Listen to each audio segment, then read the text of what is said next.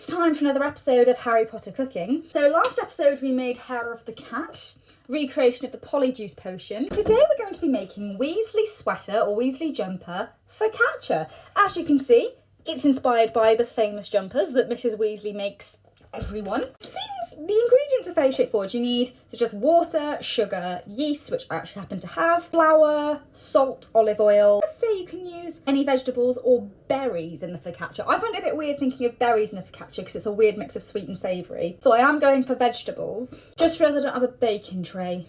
I've got a casserole dish, that'll do. We're literally just going to get straight stuck in. A medium bowl or measuring jug. Combine water, sugar and yeast. I know with this you have to be really careful because if the water's too hot it'll kill the yeast, and if it's too cold it won't activate it. So yeah, 600 millilitres of water in there. It does tell me the temperature. It says it needs to be 43 degrees C.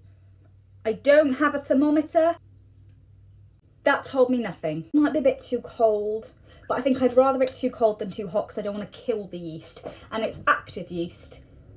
Oh, let's just hope it's fine. It says I've got yeast in this form. It's like a thing. So it says either 1 packet or 2 1/4 tablespoon. That's very specific. Teaspoon, that could have gone wrong.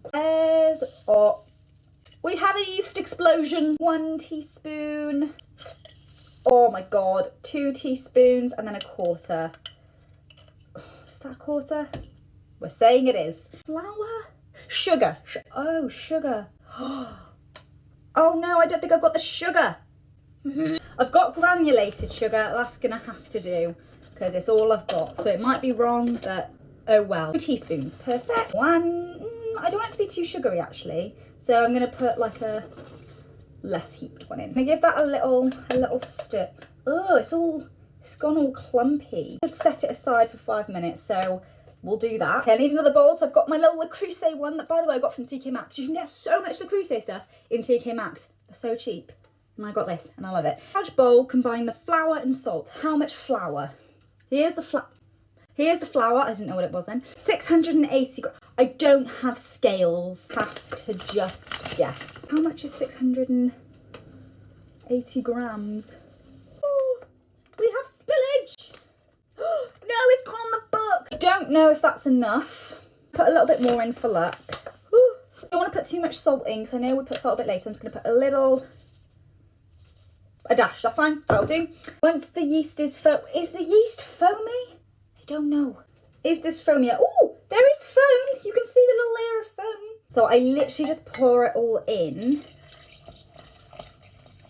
That is a lot. Oh my God. I'm brewing a potion. It actually looks like I'm brewing a potion. Why is it bubbling like that? Can you hear that? This feels really wrong. Why is it making that sound? Does that feel like I've definitely not got enough flour because this is swimming? Yeah, that is entirely liquid. So I need to add a lot more flour because there's no way that water's going to get absorbed. I honestly think I might have to add the rest of the packet, to be honest. It's stuck. It's all stuck. Oh no. This has to turn into a dough. It's literally liquid. This looks more like the bloody Polyjuice potion than the last one did. Okay, I've just emptied the bag of flour into this. So we've got no more flour left. So if this isn't enough flour, then we're screwed. Oh, okay.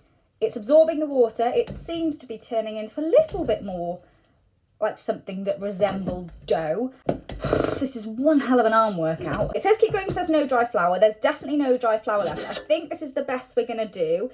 It doesn't look like a dough, it looks like a liquid. There are bubbles, which I know is a good sign. It means the yeast is working how it should be. Next is 4 tablespoons of olive oil. It says do it in another bowl, but I don't have any more bowls. This is my only bowl, so we're staying in this bowl. 1, 4. There's a reason why I don't cook, because I can't. Mix all of that in.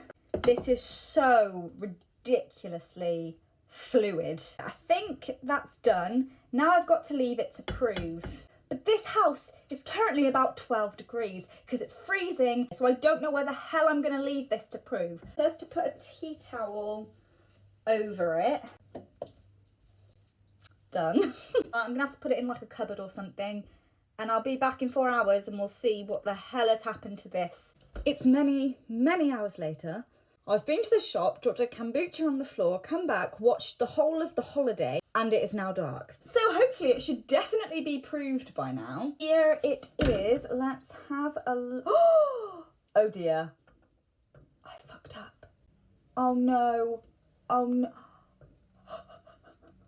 No! My tea towel!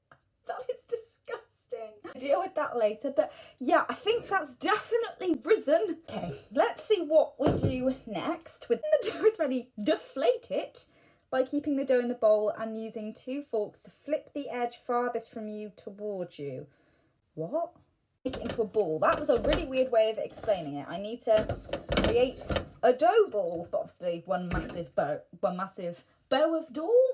Ball of dough, that's what I meant to say. Yeah, this is not proper dough. I'm gonna slightly freestyle this. This is my baking tray for this because I don't have a baking tray. Some oil at the bottom of the tray. I'm gonna pour it all in. See, that does look like dough, to be fair. It's just not a ball of dough. Wobbly that is. Oh my God, okay. Prove in a warm place.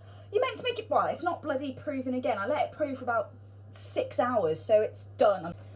It is ready when an indent is made with the tip of your finger. I don't think it's ready, but we're gonna make it be ready. We're gonna put it in and hope for the best. Oh, I do have baking trays. I've got loads of baking trays. How did I never know that I had baking trays? I need to do the decorating now. I've got to make it into a Weasley jumper. Cut some peppers. I'm gonna try and make this a little J jumper for my boyfriend. So then that'll be nice. I hope it'll be nice anyway. If it tastes disgusting, it might not be quite so nice, but cool. So we've got a J. It will obviously be backwards because the camera. I'm gonna see if I can do a little heart as well. That might be being a bit ambitious, but no, heart was too ambitious. I gave up. But that is cute. I'll show you properly. I'm quite pleased with that. Now I put it in the oven. Hopefully it'll maintain its shape and so therefore stay as a Weasley jumper. Fingers crossed. Right, moment of truth. It looks like... Oh my God, it actually looks like bread. It actually looks like bread. And you can sort of still see the J in it. Sort of. The peppers have somehow all moved around. There it is, my Weasley jumper focaccia. Now it's time for the taste test. Well, let's see if it's cooked firstly. Not entirely sure, to be honest, because there's like from the olive oil, there's like liquid around it. Oh, that's quite soggy. That is so soggy. I don't know if it's just the oil or if it's not cooked. I hope it's just the oil and give it a try.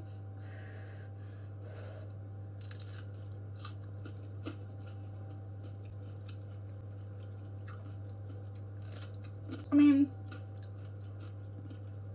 that is so moist, sorry to say the word. It's cooked, it can't not be cooked. It's been in for like literally triple the time it was meant to. I think it's just the liquid. It's probably because I'm doing it in a casserole dish. It's basically the epitome of a soggy bottom, because that's not raw dough, that is cooked. It's just really wet. It actually doesn't taste like that much. It's just bread. It just tastes like bread. I guess you've got to bear in mind as well, I don't even think I did the dough mixture properly. It was, the dough was so liquidy. I think that's why it's so wet and moist. Sorry to keep saying the word. That was not a success.